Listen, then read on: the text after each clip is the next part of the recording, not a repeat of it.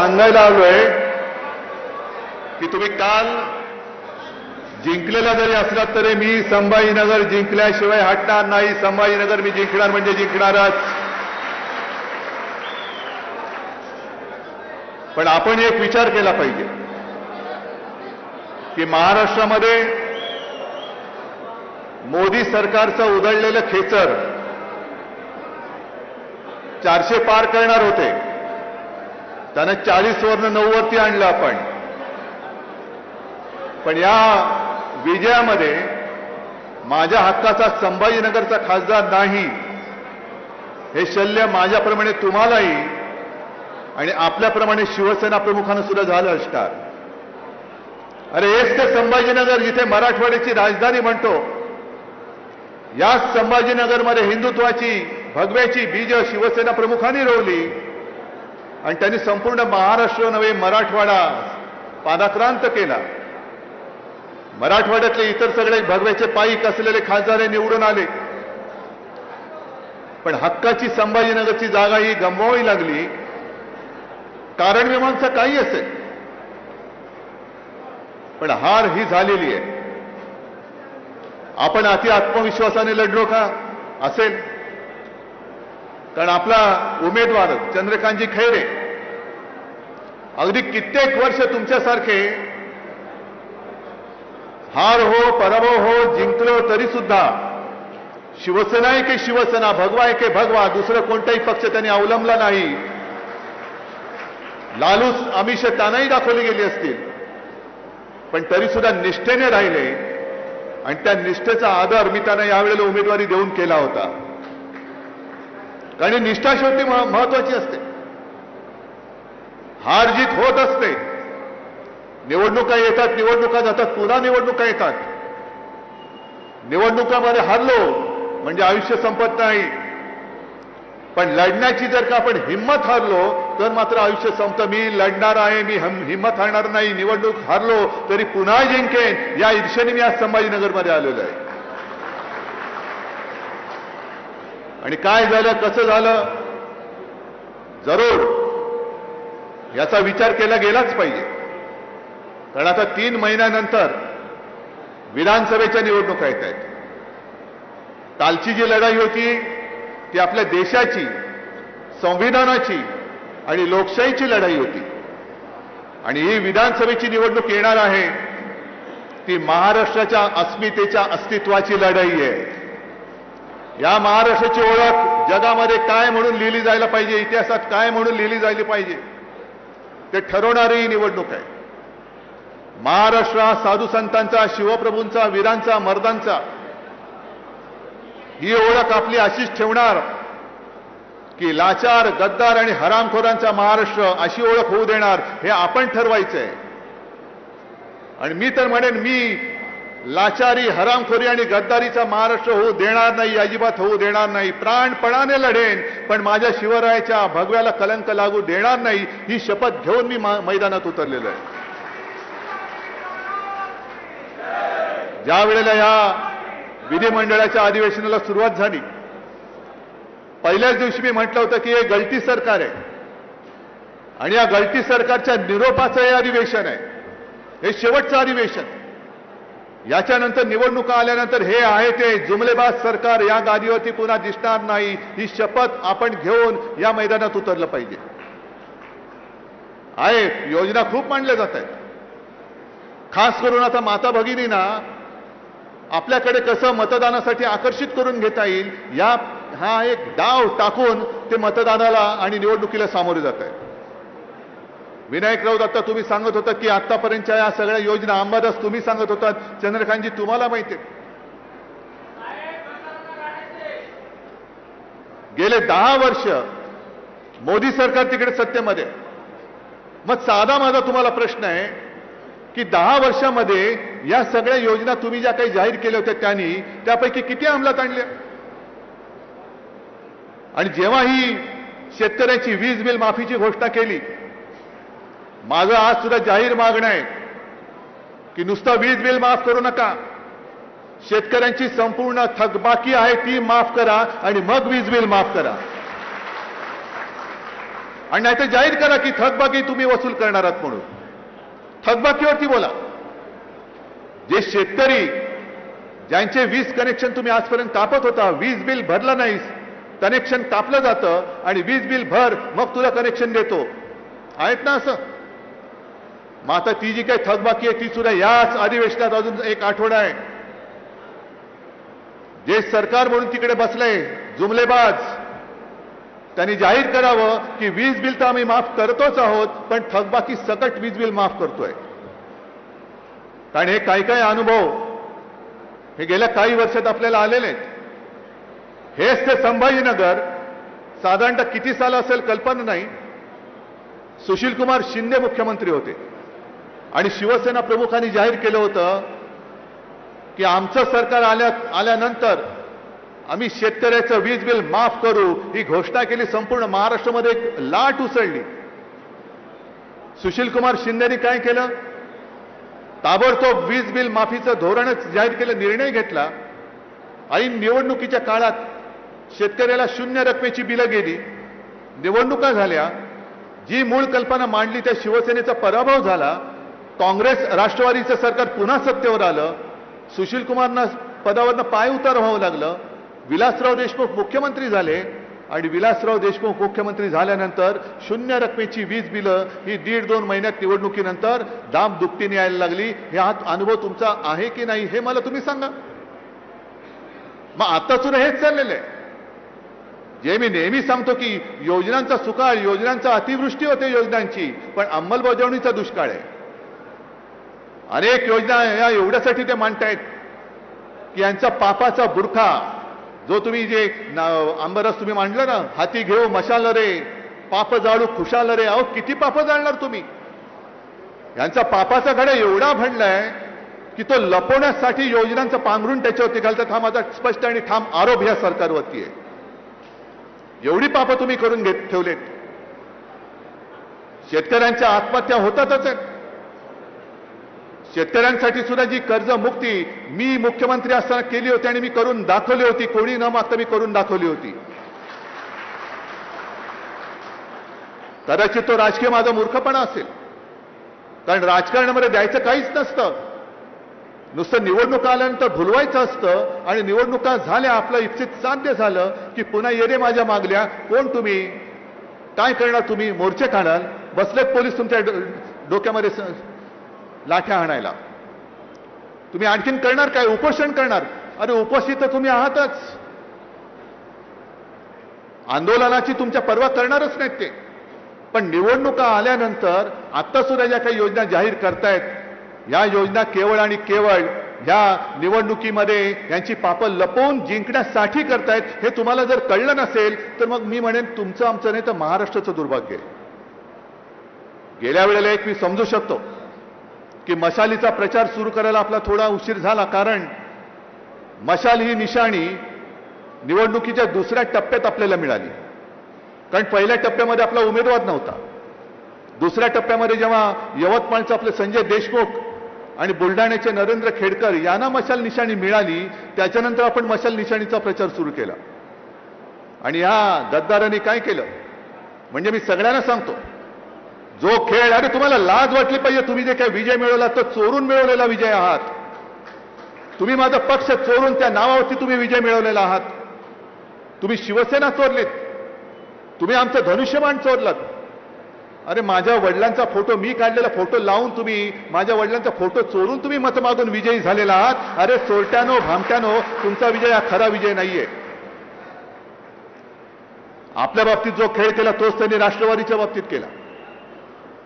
पवार साहेबांचं सुद्धा राष्ट्रवादी पक्षात चोरून दुसऱ्याला दिला, चिन्ह पण त्यांना दिलं आणि परत पवार साहेबांचा फोटो ते वापरायला लागले. मग तुम्ही म्हणाल जसं पवार साहेबांनी कोर्टात जाऊन त्यांना बंदी केली तसं तुम्ही का नाही केलं?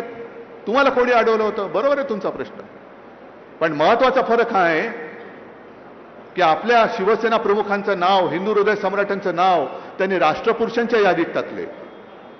आपल्याला काय वाटलं होती, काय प्रेम आहे, मोदीबाबांचं प्रेम आलं म्हणून त्यांनी एका पुण्य पवित्र भावनेने शिवसेना प्रमुखांचं नाव यादीमध्ये टाकलं नाही. तेव्हापासून यांची कपट कारस्थानं सुरू झाली होती. आणि राष्ट्रपुरुषाच्या यादीत नाव टाकल्यानंतर त्यांच्या फोटोचा वापर कोणी करू शकतं, जो मोदींनी स्वतः केला. पवार साहेब आज आहेत आणि पवार साहेब जिकडे उभे राहतील तो पक्ष, हे जनतेला कळतं. पण ग्रामीण भागात आणि शहरामध्ये सुद्धा हिंदू हृदय सम्राटांचा फोटो लावायचा, खाली धनुष्यबाण लावायचं आणि बाळासाहेबांचं धनुष्यबाण म्हणून मतं मागून तुम्ही लोकांना फसवून निवडून आलेला आहात. मग मला अभिमान आहे. मी बाळासाहेबांचे संस्कार घेऊन, तुम्ही चोरलेलं धनुष्यबाण घेऊन सुद्धा मी मशाल घेऊन तुमच्या समोर जे काही लढाई आहे ती लढून दाखवलेली आहे आणि जिंकून दाखवलेली आहे. आता आपल्याला कोणी थांबवू शकत नाही. कारण अनेकांना हा प्रश्न होता आणि मला सुद्धा काही जणांनी सांगितलं, शहरी लोकांनी सांगितलं, अगदी हिंदी भाषिक अमराठी लोकांनी सांगितलं, उद्धव जी हम तो आपको वोट देना चाहते थे लेकिन क्या करे गलती से बो एंड एरो का बटन दबाया. मग त्यांना कळलं, अरे बो एंड एरो आता यांचं नाही, आता यांची मशाल आहे. आता हा संभ्रम दूर झालेला आहे. आता मशाल आणि मशाल घेऊन गावागावात जा आणि जिथे जिथे यांचे पाप असेल, जिथे जिथे यांचा अन्याय असेल, तो अशी मतजागृती तुम्ही करा की त्या मतांच्या माध्यमातून हे सरकार आणि यांची पाप ही खुशाल जाळून टाका. तुम्ही निवडणुकीत यांची पाप जाळून टाका. पण हा संभाजीनगर हा जिल्हा आहे. आता सुद्धा इकडे काही गुंठेवारीचे प्रश्न घेऊन बोर्ड घेऊन लोक उभी आहेत. पण मी मुख्यमंत्री असताना शहरातला गुंठेवारीचा प्रश्न सोडवला होता की नव्हता हे सांगा.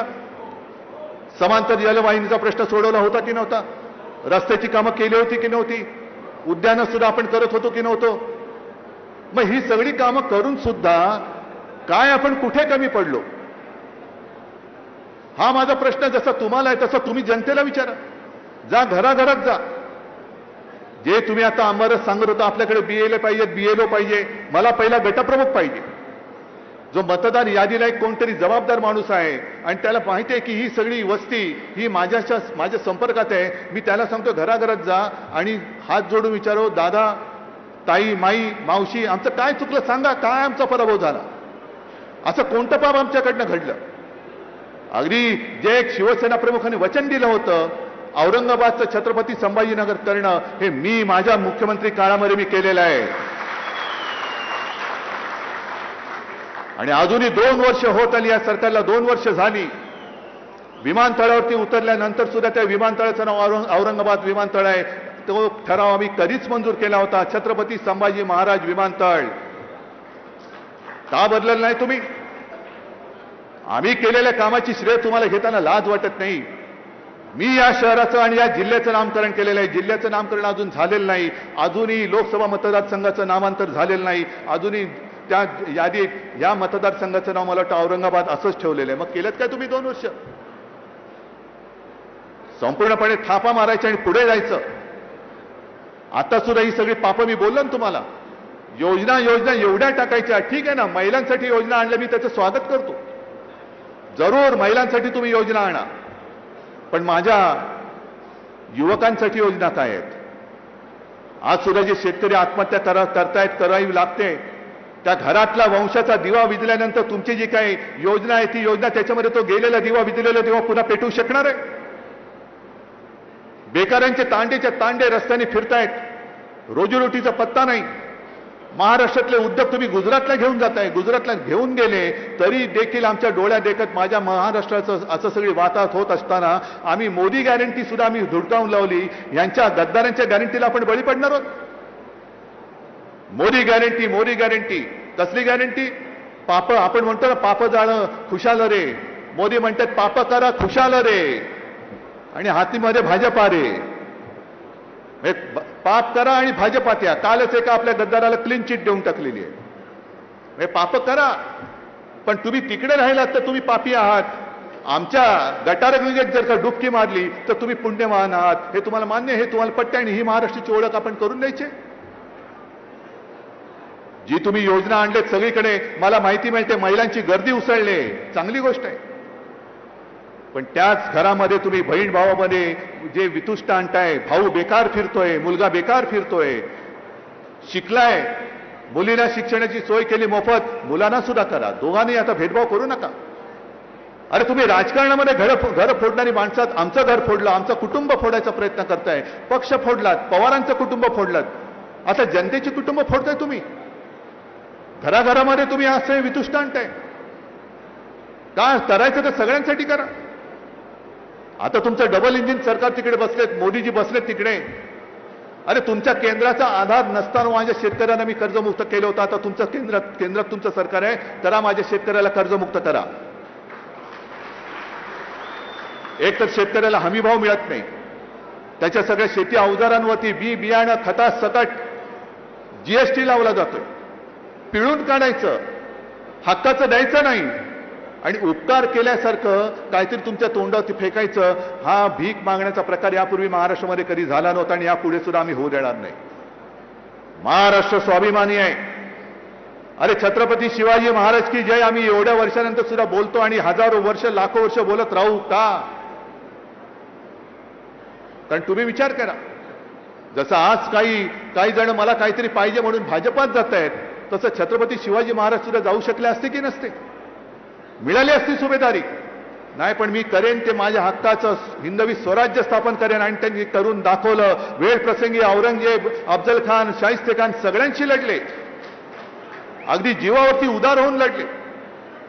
साधा विचार करा, अफजल खानाच्या भेटीच्या वेळेला जर महाराज बेसावतपणाने गेले असते, चिलखत घातलं नसतं, तर महाराजांची हालत काय झाली असती? पण ठीक आहे, तुम्ही आम्हाला मिठी मारू इच्छिता, आम्ही मिठी मारतो. पण विश्वासघाताने पाठीत वार कराल तर मग मात्र आम्ही वाघ नख काढून तुमचा कोथळा बाहेर काढतो आणि तो काढावा लागेल. हे शिवाजी महाराजांनी शिकवलं. नहीं तो अफजल खान आला असता, हाँ क्या है, नहीं वो आपको बादशाह ने बुलाए, वो आपको वो सुभेदारी दे पाटील के देना चाहते, गेले असते. आपलं काय झालं असतं? महाराष्ट्राचं काय झालं असतं? आणि म्हणून छत्रपती शिवाजी महाराज जे लढले ते स्वतःसाठी नाही लढले.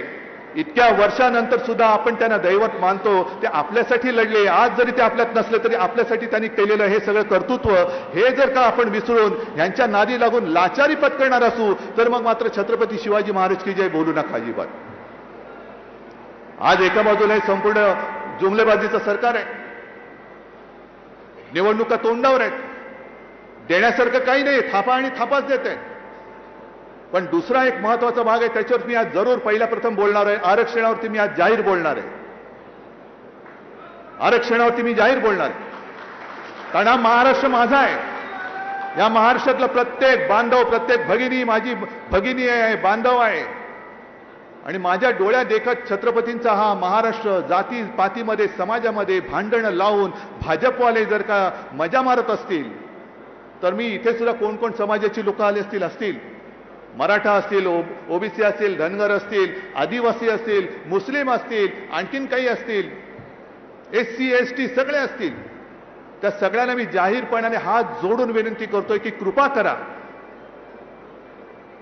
तुमच्या प्रत्येक न्याय मागणी बरोबर मी आहे. शिवसेना तुमच्या सोबत आहे. उद्या सुद्धा मुख्यमंत्र्यांनी राजकीय पक्षांच्या नेत्यांची एक बैठक बोलवलेली आहे. काय आजपर्यंत कमी बैठका झाल्या? काय तोडगा काढलात? गेल्या वेळेला सुद्धा तुम्ही तोडगा काढलात. छत्रपती शिवाजी महाराजांची शपथ घेऊन तोडगा काढलात. विधानसभेत मांडला, आम्ही पाठिंबा दिला. पण त्याच्यानंतर सुद्धा जे काय आगी लावण्याचे प्रकार चालू आहेत, मी सर्व समाजातल्या जनतेला सांगतोय आणि सर्व समाजातल्या नेत्यांना सांगतोय की तुम्हाला न्याय हक्काचं मिळालं पाहिजेच. पण ते आपापसात भांडून नाही, आपापसात भांडून आगी लावून हे जर राज्य करणार असतील, तुमच्या पेटलेल्या घरावरती पोळ्या भाजणार असतील, तर पहिली यांची राजकारणातली घरं पहिली जाळा. राजकारण